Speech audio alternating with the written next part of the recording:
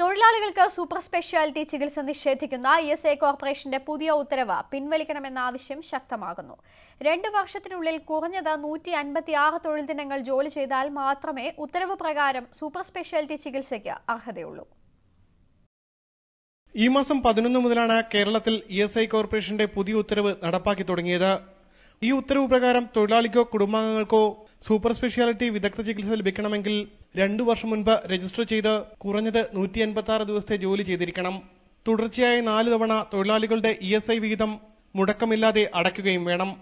ചുരുക്കി പറഞ്ഞാൽ 2 വർഷത്തിനുള്ളിൽ 156 ദിവസത്തിലധികം തൊഴിലുള്ള ഒരു തൊഴിലാളിക്ക് മാത്രമേ, ഹാജരുള്ള തൊഴിലാളിക്ക് മാത്രമേ ഡയാലിസിസ്, അതുപോലെ തന്നെ അർബുദ രോഗവുമായി ബന്ധപ്പെട്ട ചികിത്സ, ഹൃദയം മാറ്റിവെക്കൽ ചികിത്സ ഉൾപ്പെടെയുള്ള പ്രധാനപ്പെട്ട സൂപ്പർ സ്പെഷ്യാലിറ്റി ചികിത്സാ സൗകര്യങ്ങൾ ലഭിക്കൂ.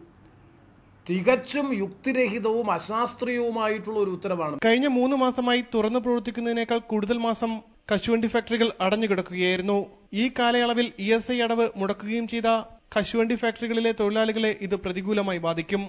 കശുവണ്ടി തൊഴിലാളികളുടേതാണ് ഇതിൽ ഏറ്റവും. കാരണം 2 വർഷത്തിനുള്ളിൽ 156 ദിവസത്തെ തൊഴിൽ ദിനങ്ങൾ, അതിൽ 2 കോൺട്രിബ്യൂഷൻ പീരീഡിനിടയിൽ എന്ന് പറഞ്ഞാൽ 6 മാസ കാലയളവിനിടയിൽ 78 ദിവസത്തെ കമ്പൽസറി അറ്റൻഡൻസ് ഒരു 90% തൊഴിലാളികൾക്ക് ലഭ്യമല്ല. വലിയ ഗൂഢാലോചന വിഷയത്തിൽ നടന്നിട്ടുണ്ടെന്നും NK പ്രേമചന്ദ്രൻ MP ആരോപിച്ചു.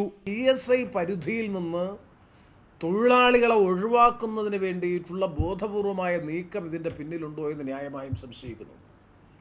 കാരണം ധാരാളം സ്വകാര്യ മെഡിക്കൽ ഇൻഷുറൻസ് കമ്പനികൾ ഇപ്പോൾ രംഗത്ത് വന്നിട്ടുണ്ട്. സംസ്ഥാന സർക്കാർ വിഷയത്തിൽ കുറ്റകരമായ മൗനം തുടരുകയാണെന്നും ആക്ഷേപമുണ്ട്. ന്യൂസ് 18 കൊല്ലം.